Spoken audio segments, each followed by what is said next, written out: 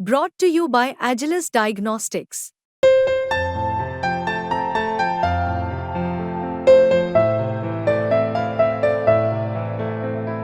Agilus Diagnostics.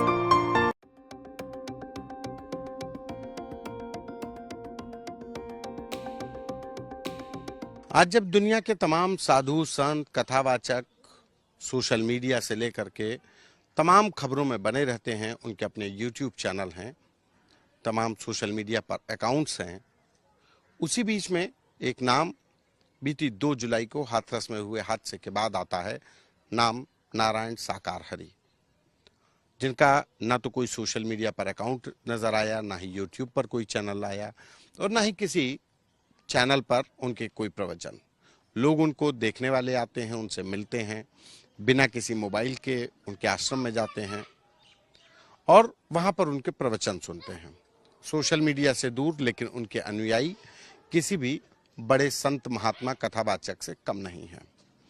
आज हमारे साथ नारायण साकार हरि उर्फ सूरजपाल के एक ऐसी शख्सियत हैं जो उनको आज से नहीं, कल से नहीं, बरसों से जानते थे और वो उस जमाने से जानते थे जब पटियाली, कासगंज जिले के पटियाली के बहादुर नगर के रहने वाले सूरजपाल फुटबॉल खेलते थे।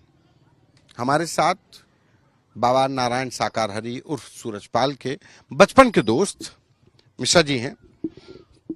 कब से आप लोग बचपन में साथी में पढ़े हैं? कब से पढ़ रहे थे, क्या, कैसे? साकार विश्वहरि पटियाली के SBR इंटरमीडिएट कॉलेज के स्टूडेंट रहे। 6, 7 और 8th क्लास तक उनकी यहाँ शिक्षा रही।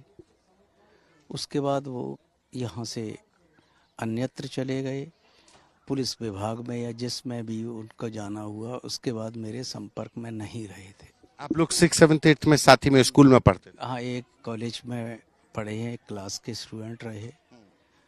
और जब उनका यहाँ वापस आगमन हुआ, कब आगमन हुआ? वर्ष 2000 के आसपास मेरी उनसे भेंट हुई थी। 2000 यानी 24 साल पहले। जी, मैं उस समय नहीं जानता था कि ये हमारे साथ के हैं। रवि प्रकाश मिश्रा पटियाली के रहने वाले थे, वो मेरे बचपन के साथी थे। उन्होंने मुझसे पूछा कहाँ से आ रहे हो? मैंने कहा बहादुर नगर आश्रम से मेरा आना हो रहा है। इसी आश्रम से जिसके सामने हम लोग बैठे हैं? जी। अच्छा। उन्होंने कहा कि आश्रम के भोले बाबा को जानते हो? मैंने कहा नहीं। बोले हमारे साथ बहादुर नगर के जो सूरजपाल पढ़ते थे वो ही भोले बाबा।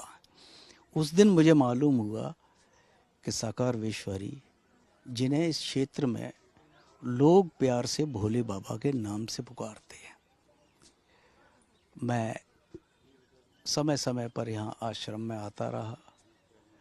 मूल रूप से कवि हूँ और आश्रम से मेरा सालों साल से जुड़ाव है।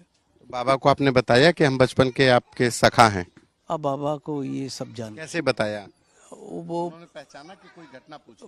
प्रभु है, वो सब कुछ जानते हैं। उन्होंने जो घटना का भी जिक्र हुआ तो फुटबॉल हम लोग खेलते थे, फुटबॉल में खेल मैदान पर एक बार उनकी बॉल लगी थी, वो भी घटना है। तो तब से हम लोग आपस में बहुत ही एक संदेश यहाँ जो प्रभु देते हैं मानवता का, जो तो वो संदेश पूरे क्षेत्र के लोग किसी भी धर्म के, किसी भी जात के हों, यहाँ सुनने आते हैं। कब आए थे? अभी लेटेस्ट में कब आए थे, कब चले गए और कितने साल बाद आए थे? ये तो उनकी जन्मस्थली, यहाँ क्यों छोड़ दिया? एक्चुअल मैं तो ये समझ रहा था विगत 10 साल से नहीं आए, जैसा कि मुझे जानकारी थी। लेकिन कल जब प्रभु का आगमन हुआ और वार्ता हुई, हाँ, तब उन्होंने बुधवार मुझे ये भी बताया कि मैं 14 वर्ष बाद वापस अपने जन्म स्थान आया हूँ।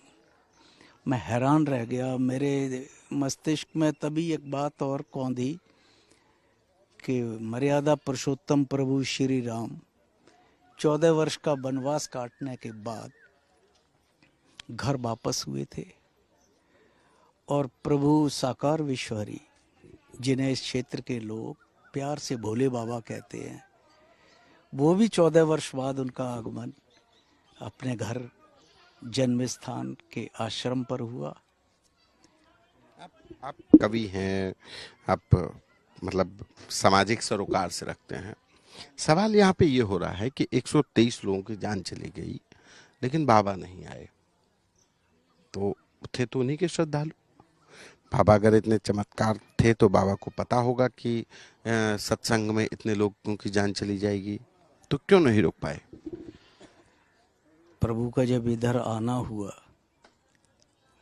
हम लोग जब आपस में रूबरू हुए, उनके चेहरे से साफ झलक रहा था, उदासी बयान कर रही थी कि वो इस घटना से बहुत दुखी हैं।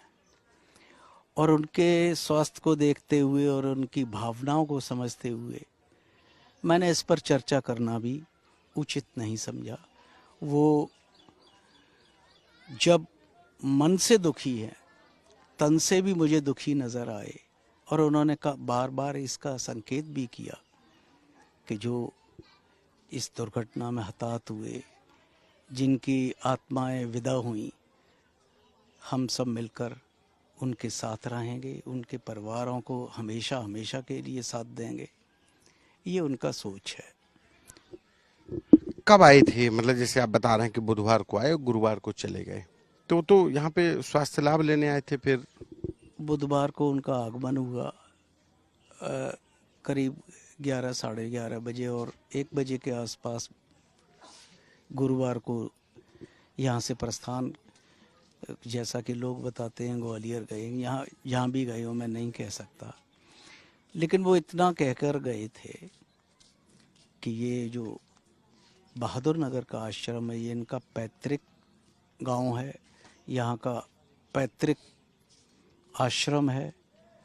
इसके अलावा उन्होंने कहा कि मेरा समस्त भारत में मेरा कोई कहीं आश्रम नहीं है, लोग भ्रामक प्रचार कर रहे हैं मेरे। तो मैनपुरी में, ग्वालियर में जो आश्रम बने हैं वो कैसे हैं? उनके अनुसार ये उनके आश्रम नहीं है, उनका आश्रम मूल यही है, पटियाली के बहादुर नगर में। तो वो सब क्या बने हैं? वो तो लिखा हुआ है उसमें, जैसे मैनपुरी का है तो वहाँ पे श्री राम कुटीर चैरिटेबल ट्रस्ट, हर जिले में ट्रस्ट अलग अलग करके उन्होंने आश्रम बने हैं।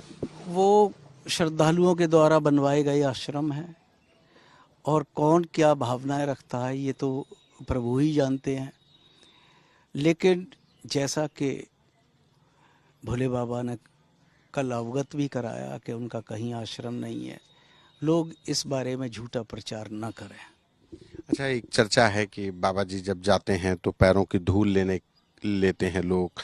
एक चर्चा थी कि लोग जिस दूध से नहाते हैं फिर उससे खीर बनती है। आपके मित्र हैं और आप यहाँ पे सक्रिय हैं, बहुत अच्छे से जानते हैं, और तो क्या है ये सच्चाई क्या है?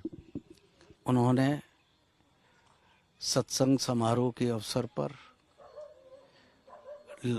हजारों हजार श्रद्धालुओं के बीच लंबे प्रवचन दिए, और अनेकों बार मैं भी शामिल हुआ। जब मैं यहाँ शामिल हुआ, मेरे सामने मैंने कभी कानों से ये प्रवचन नहीं सुने कि चरणों की धूल ली जाए, न वो किसी से कहते थे। श्रद्धा भाव से जो विचार रखते हो वो भक्तजन जाने, श्रद्धालु जाने, उनके अनुयायी जाने, लेकिन मंच से कभी उन्होंने ऐसा कोई प्रचार नहीं किया कि मेरे दूध से नहाते हैं। ये सब गलत बातें हैं, भ्रामक प्रचार है, ऐसा कुछ नहीं है।